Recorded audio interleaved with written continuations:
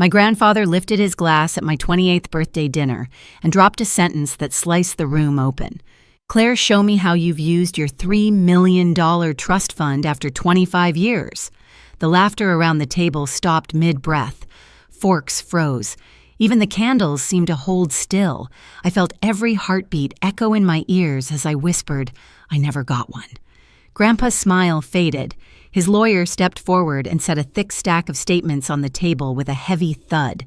And in that instant, before anyone spoke, I realized someone at that table wasn't supposed to be afraid, but they were. My name is Clare Monroe, and for most of my life, I thought being the quiet one made things easier. Quieter daughters don't make trouble. Quieter daughters don't upset the balance. And in my family, balance meant pretending everything was perfect even when the foundation had been cracking for years. I lived in a small apartment in Seattle with my roommate Jade. She worked at a nearby coffee shop, always smelling faintly of espresso and cinnamon. She was the only person who ever saw how hard I worked late nights over my laptop freelancing to cover bills balancing UX contract work that came and went like the seasons. She'd joke that I functioned on coffee and sheer stubbornness, but she also knew the truth: I didn't have anyone else to fall back on. My parents, Elaine and Daniel, lived across the lake in Bellevue, in a house people would call aspirational. Perfect lawn, perfect seasonal wreath, perfect holiday displays, and inside a mother obsessed with control and reputation, a father who nodded through life to avoid conflict, and my sister Lily, who somehow always floated through the world cushioned by my parents' affection and their wallet. Growing up, Lily got the trips to the private school. The apartment paid in full so she could focus. Meanwhile, I was told independence would build character. When I needed help signing a lease because my credit history was too thin, my mother said, "We can't bail you out every time, Claire, every time," as if there had ever been a first. Still, I kept showing up to family dinners, birthdays, holidays. I kept trying because part of me held on to the moments Grandpa Arthur stepped quietly into my life. Soft smile, warm hands, patient voice. When I was 6, he walked me along the shoreline near the house and said, "One day, I'll make sure you're safe no matter what happens." It became a memory I clung to without realizing it was a clue. My 28th birthday dinner was meant to be simple but elegant, according to my mother.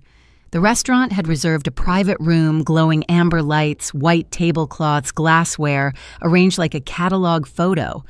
Everything felt staged, like the family portrait we took every Thanksgiving, stiff, polished, slightly unreal. I arrived after work still in my trench coat, hair slightly wind-tousled from the Seattle breeze. My mother gave me a once-over, smoothing Lily's hair instead. Lily flashed me a smile, blissfully unaware of the undercurrent in our family. Dinner felt like every other holiday, Lily talking about her newest adventure, my mother beaming, my father sipping quietly, and Grandpa watching everything with an expression I couldn't read. I kept my posture steady the way I always did, focusing on cutting my food instead of watching their faces. I didn't know it then, but he was waiting for the perfect moment, waiting to drop a truth that would burn through 25 years of lies. If you'd asked me an hour before the explosion whether anything felt unusual, I would have said no. Everything at that table looked painfully normal. My mother correcting Lily's posture, my father pretending to read the wine label, Lily laughing too loudly at her own stories. But underneath it all, something had been shifting for months, and I had felt it like a low hum in my bones.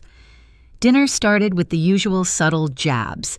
Elaine commented on how resourceful I'd become in that tone she used when she wanted everyone to know she believed my life was a result of poor choices, not circumstance.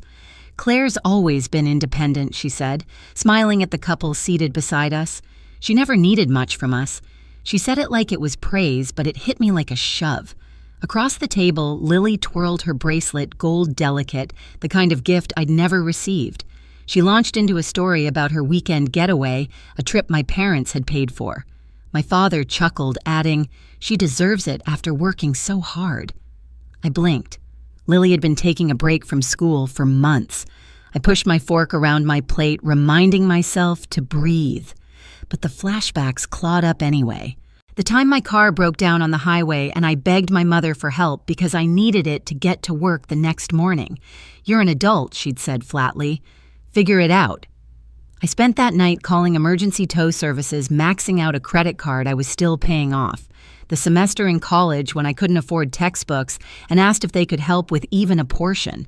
"We can't keep bailing you out," she'd said. "It's not fair to Lily." Meanwhile, Lily's high school trip to Europe had been paid in full before she even packed a bag. Sitting at that birthday table, those memories didn't just resurface, they stitched themselves into a pattern I'd ignored for too long. Grandpa watched me quietly while the others chatted. He had always known when something was wrong, even when I tried to hide it. When the server refilled our glasses and the room grew a shade quieter, he lifted his wine. And then it happened. "Claire," he said gently, "why don't you tell everyone how you've used your $3 million trust fund after 25 years? The reaction was instant. Laughter, sharp, surprise, loud. Lily giggled, assuming it was some kind of joke. My mother's face flickered from confusion to panic to a stiff smile she pasted on like makeup. My father lowered his glass so fast it clinked against the table. I felt cold. Not the kind of cold that makes you shiver, the kind that hollows you out from the inside. "What trust fund?" I asked. Grandpa's smile faltered. "The one I set up for you when you were 3. My throat tightened, but my voice came out as barely a whisper. "I never got one." Silence crushed the room. Lily's smile fell apart. My father's jaw clenched. My mother stared at me like I'd spoken another language. In that suspended moment, I realized the truth wasn't just missing. Someone had taken it. The dinner didn't end, it simply cracked apart. One moment, everyone was frozen in their seats. The next chairs scraped, voices tangled, and the room felt too small to hold the lies spilling into the air. My mother was the first to recover. Her smile snapped back into place so fast it looked painful. "Dad," she said to Grandpa, her tone sugary and sharp, "I'm sure Claire misunderstood. She's always been distracted. You know how she is. Distracted." As if I had imagined 28 years of struggling alone. My father cleared his throat, eyes glued to his plate. Lily blinked repeatedly, trying to piece together a puzzle she never even knew existed. Grandpa didn't look at any of them. He looked only at me. "Claire," he said quietly, "meet me tomorrow morning. My office. 10 o'clock. It wasn't a question. And that terrified all of us. I walked out of the restaurant before anyone could stop me. The cold Bellevue air hit my chest like a fist, but I kept walking down the sidewalk, past the glowing windows, past families laughing and celebrating. I didn't cry.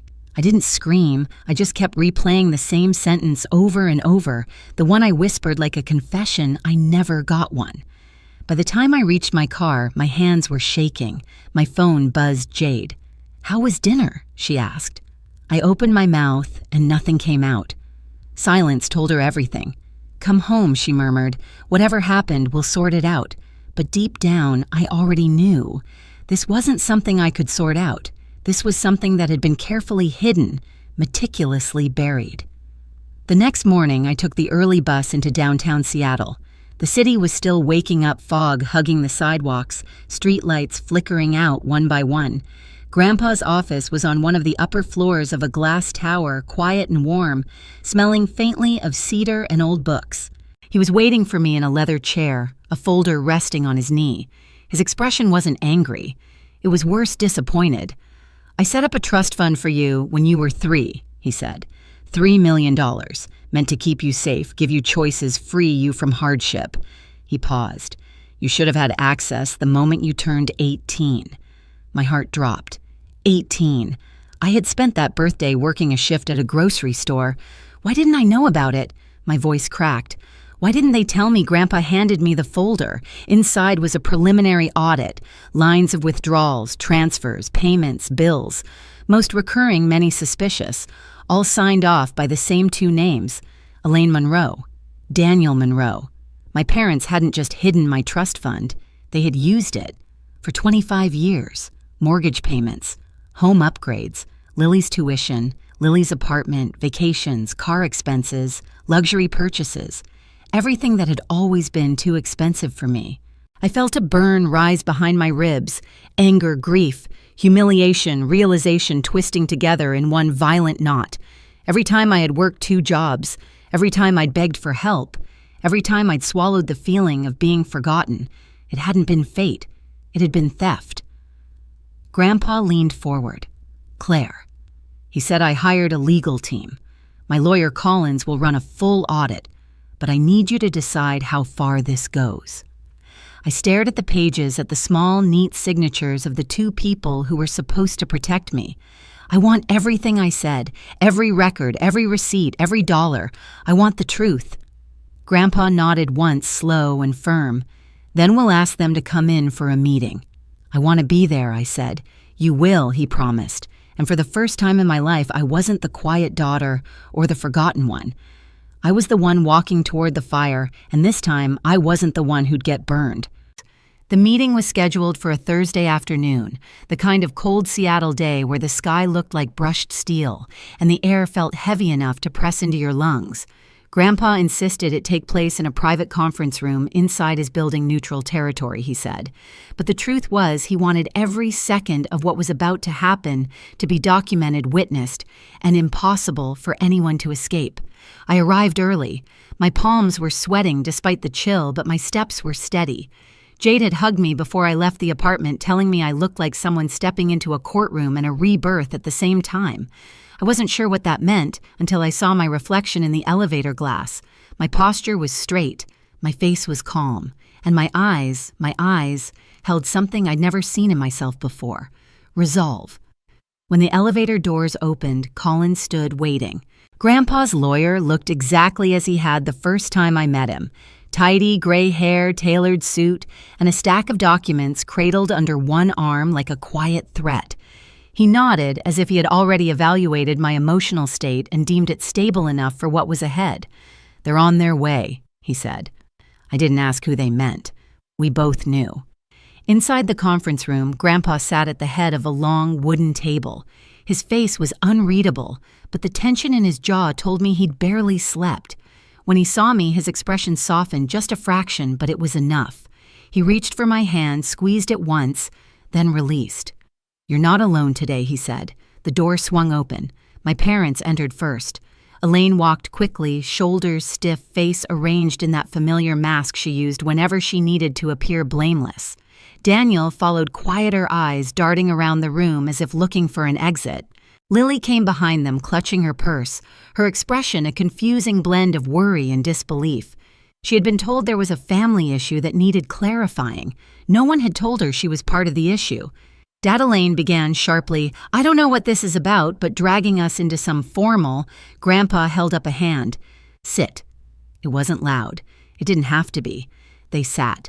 Collins closed the door behind them, walked to the center of the room, and placed a thick stack of statements onto the table.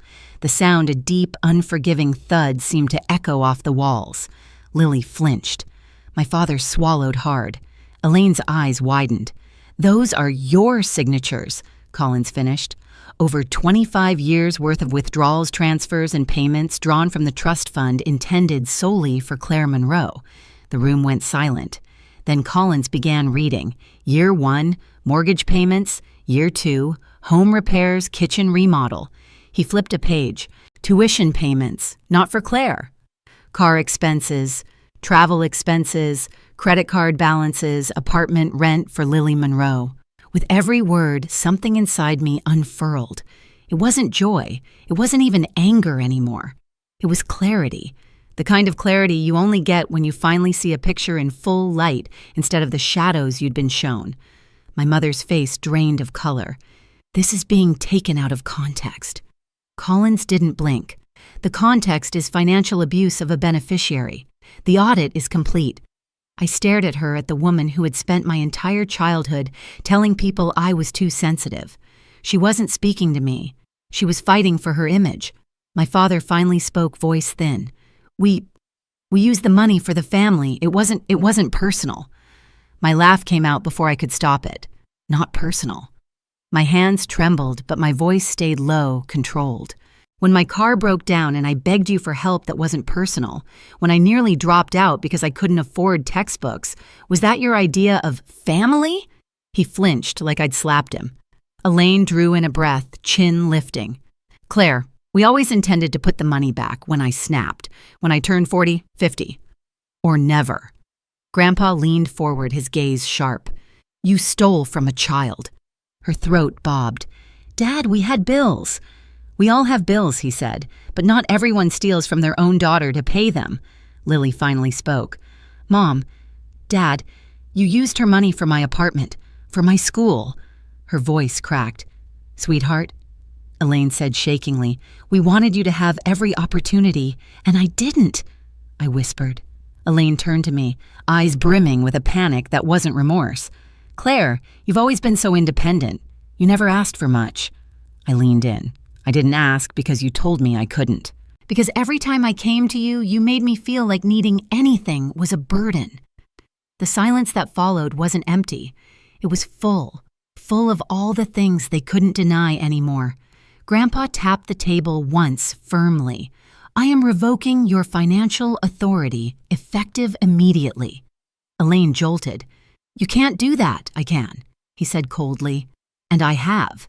Daniel sagged into his chair like the weight of 25 years had finally landed on him. Lily stared at the table hands covering her mouth. Colin slid another set of documents toward me. This, he said, transfers full control of the remaining trust assets to you. Your parents' access is terminated permanently. Elaine's breath hitched. Daniel closed his eyes. Lily whispered, Oh my God. My hand hovered over the pen. For a moment, I wasn't signing a document. I was signing a truth. I pressed my name onto the page. Elaine's chair scraped violently as she stood. Claire, please, this will ruin us. I looked up at her, finally seeing her clearly. Then maybe you shouldn't have built your life on money that wasn't yours. Her mouth opened, then closed again. Her legs shook. Daniel reached out to steady her, but his hand trembled too. They nearly collapsed. And for the first time, I didn't feel guilty. For the first time, I wasn't the quiet daughter holding the family together. I was the one tearing down the lie they built. When the meeting ended, the room felt hollow, like every lie had been scraped off the walls and left nowhere to hide. My parents walked out first, my mother trembling, my father guiding her with a hand that barely held steady. Lily lingered, staring at me with a mixture of guilt and something that almost looked like apology. She opened her mouth, closed it again, then finally whispered, I didn't know, Claire. I nodded. It wasn't forgiveness, but it wasn't anger either. It was a beginning. Over the next few weeks, everything shifted. Collins finalized the legal transfers.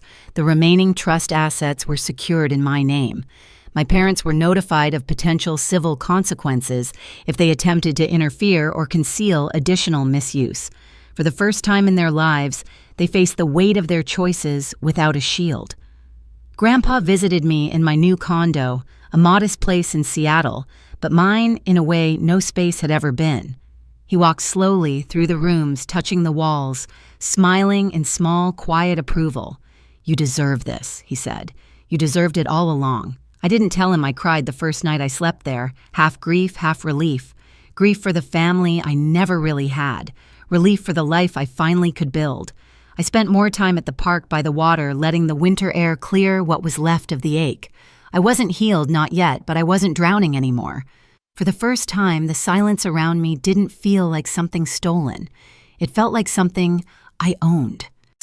In the weeks that followed, I kept thinking about something Grandpa once told me when I was little, how safety wasn't just about being protected, but about knowing who stood beside you when truth finally surfaced. I understand it now. Family isn't defined by blood or last names. It's defined by honesty, by accountability, by the people who don't vanish when the truth is inconvenient. I don't hate my parents. I don't think I ever will. But I've learned that distance can be an act of love, love for myself, for the life I'm finally allowed to build, for the peace I refuse to surrender again. If you've ever had to step away from people who should have cared for you, I want you to know you're not alone. Your story matters. Your boundaries matter. Share your experience in the comments. And if this story stayed with you, follow the channel so you won't miss the next one.